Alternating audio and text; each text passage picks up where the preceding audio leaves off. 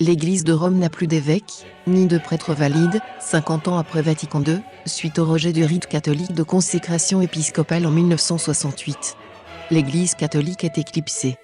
Paul VI Montini a menti, en prétendant infailliblement fonder le nouveau rite de consécration épiscopale sur un texte en usage. Ce texte n'a pas d'existence historique démontrée. Documentaire réalisé par des chercheurs indépendants sur la base des travaux publics du site de Rore Sanctifica. Saison 2. Épisode 5. Patriarche maronite non sacramentel.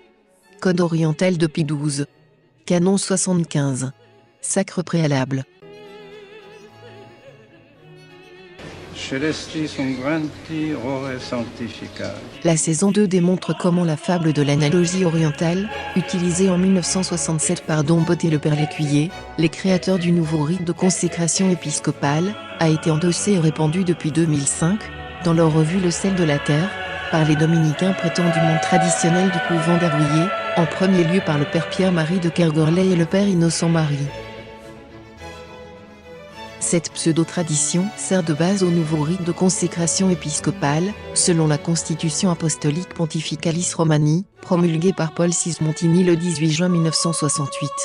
Ce nouveau rite est venu remplacer le rite traditionnel en vigueur dans l'Église catholique depuis au moins l'an 300, ainsi qu'en attestent les textes publiés par le bénédictin Dom Marthe.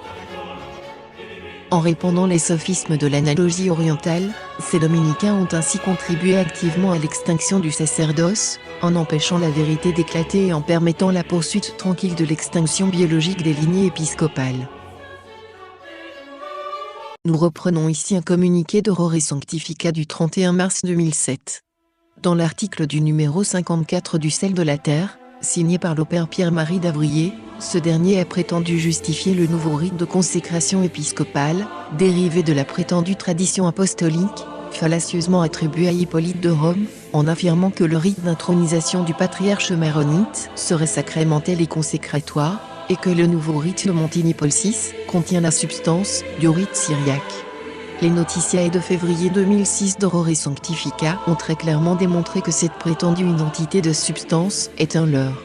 Sans même parler des sources erronées ou falsifiées utilisées par le Père Pierre-Marie, qu'il a ensuite assemblé et tronqué afin de pouvoir rapprocher le rite patriarcal maronite du nouveau rite sacramentel épiscopal inventé par Bunini, Lécuyer et Dom Bot. Nous rappellerons simplement que le CIRS a démontré amplement et très clairement que la forme sacramentelle essentielle de ce nouveau rite épiscopal post-conciliaire est ouvertement transitive. Le Père donne l'Esprit au Fils, lequel le donne aux apôtres, alors que cette transitivité, qui constitue du reste une hérésie caractérisée, hérésie onctionniste de l'Écuyer, n'existe bien sûr nullement dans les rites maronites, tant patriarcal qu'épiscopal.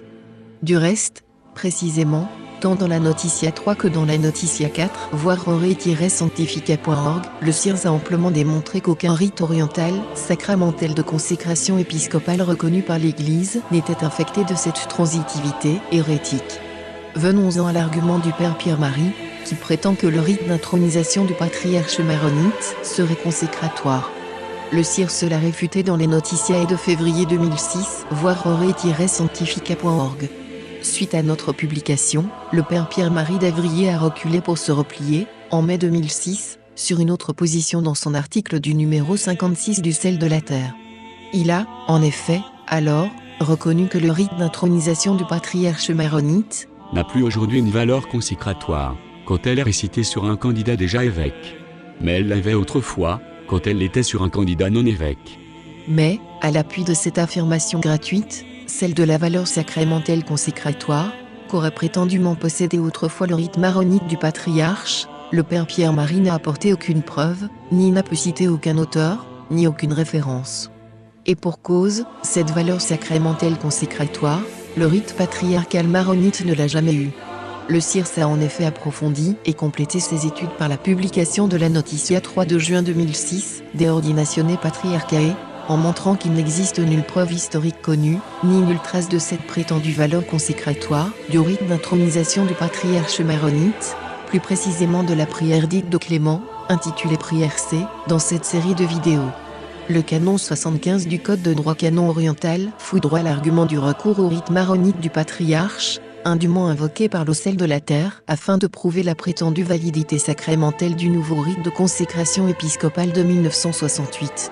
Il s'agit de l'ancien canon 235, promulgué par Pie XI. Examinons le Code des canons des Églises orientales, CCEO. Promulgué le 18 octobre 1990. Le Code des canons des Églises orientales, CCEO. Promulgué le 18 octobre 1990. Ce code est le fruit du travail d'une commission pontificale pour la révision du Code de droit canonique oriental, qui fut instituée au milieu de l'année 1972, par Montini Paul VI, et l'annonce en fut faite dans le journal L'Osservatore Romano, le 16 juin 1972. Cette commission fait suite à la précédente commission du Saint-Siège, dissoute par le même Montini Paul VI, et elle hérita de ses travaux.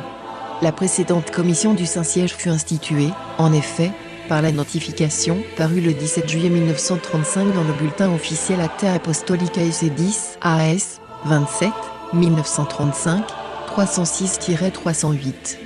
Cette précédente commission, créée en 1935, a produit le Code de droit canonique oriental, CICO, dont le schéma fut établi et publié en un seul volume afin d'être imprimé en 1945. Des 2666 canons, qui étaient contenus dans le schéma du futur Code de 1945, les 3/5 ont été promulgués. Mais tous les autres canons, exactement 1095, sont restés dans les archives de la Commission. Parmi les canons promulgués, nous nous intéressons ici tout spécialement aux canons qui furent promulgués par le pape Pie XII, dans sa lettre apostolique Cleri Sanctitati, donnée motu proprio le 2 juin 1957, AS, 49, 1957, 433-600. La table de concordance publiée à la fin du CCEO donne la correspondance entre les canons du CCEO et ceux du CICO, et tout particulièrement le motu proprio Cleri Sanctitati du 2 juin 1957 de Pie XII. Parmi les canons du titre 4, consacrés aux églises patriarcales, le canon 75, dans le CCEO de 1990, correspond au canon 235, dans le motu proprio Cleri Sanctitati de Pie XII, 2 juin 1957. Le canon 75, anciennement 235, déclare l'intronisation du patriarche, non sacramentelle.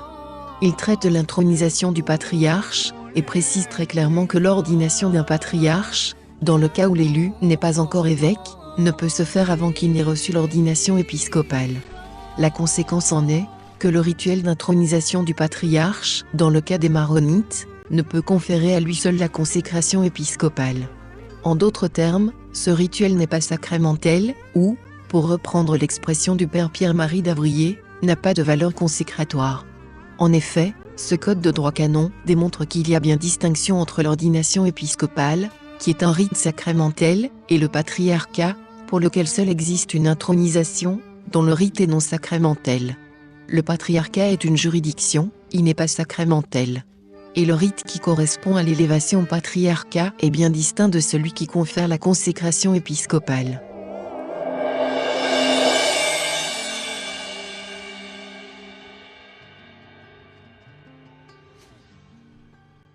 Pour ce qui concerne l'argument du comparatif au rite copte de consécration épiscopale, nous renvoyons au communiqué d'Aurore Sanctifica du 25 avril 2006. Ce communiqué est téléchargeable gratuitement sur le site d'Aurore Sanctifica.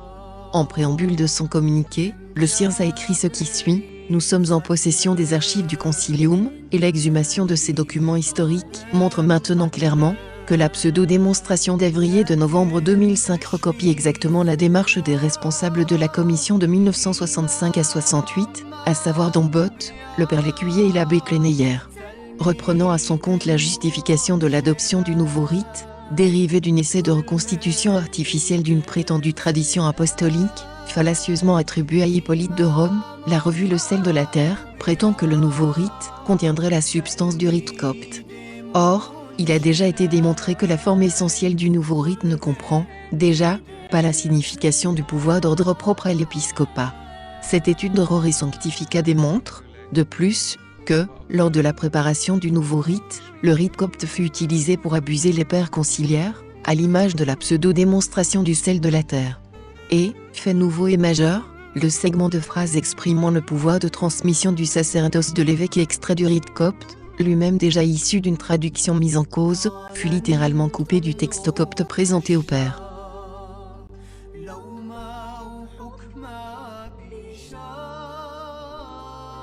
Ce tronçonnement habile, car la continuité de la phrase était maintenue artificiellement, trahit l'intention des réformateurs de vouloir masquer la présence, dans le rite copte, d'un segment de phrase exprimant la transmission du sacerdoce. Ainsi, le texte profane du nouveau rite distribuait des dons des offices, éveillait moins les soupçons des pères du concilium. Le développement de cette réfutation pourra faire l'objet d'une partie d'une saison 3 de cette série.